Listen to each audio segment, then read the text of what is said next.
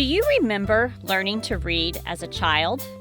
Did it come easy to you, or do you remember feeling frustrated in the process? Hi, I am Amy Barger, the Assistant Superintendent of Learning and Teaching for Fulton County Schools. Unlike learning to speak, learning to read is not a natural process.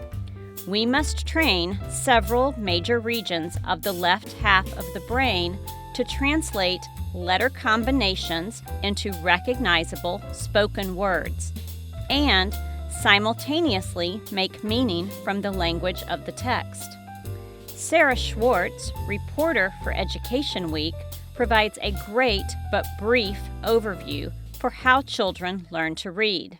For almost a century, researchers have argued over the question, how do children learn to read?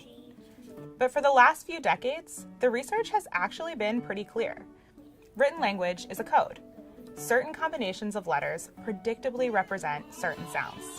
Teaching young kids how to crack the code is the most reliable way to make sure that they learn how to read words. This kind of instruction is called systematic phonics.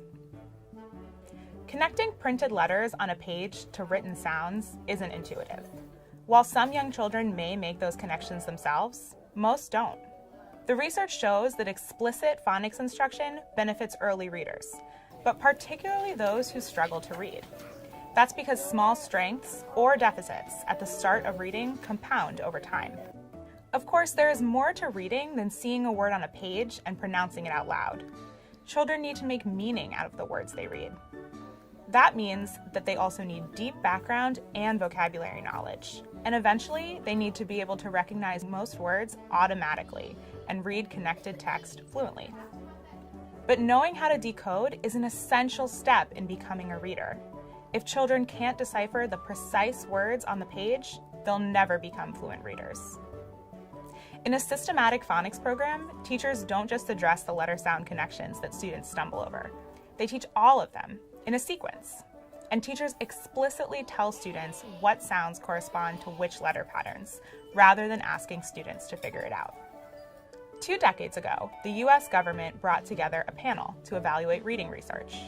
The panel's report found that among students in kindergarten and first grade, phonics instruction led to improvements in decoding ability and reading comprehension across the board.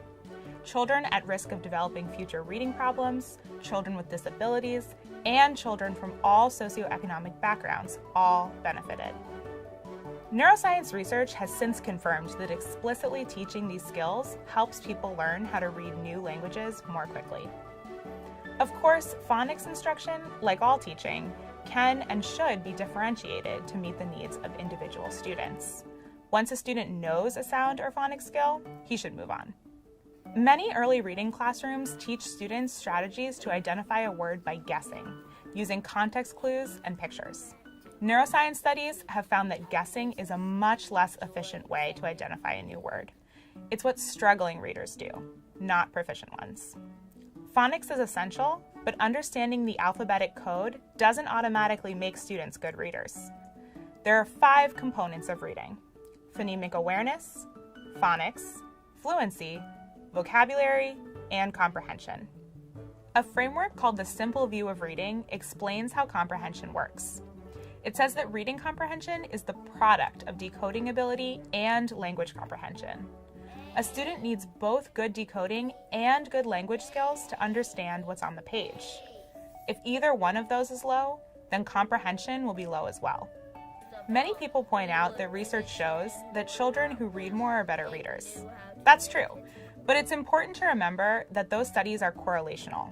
It's unclear whether students become better readers because they read more, or whether good readers are just more likely to pick up books. In the next video, Reading with a Child, we will share 2 strategies that you can use to help students make meaning of the text and deepen their vocabulary knowledge.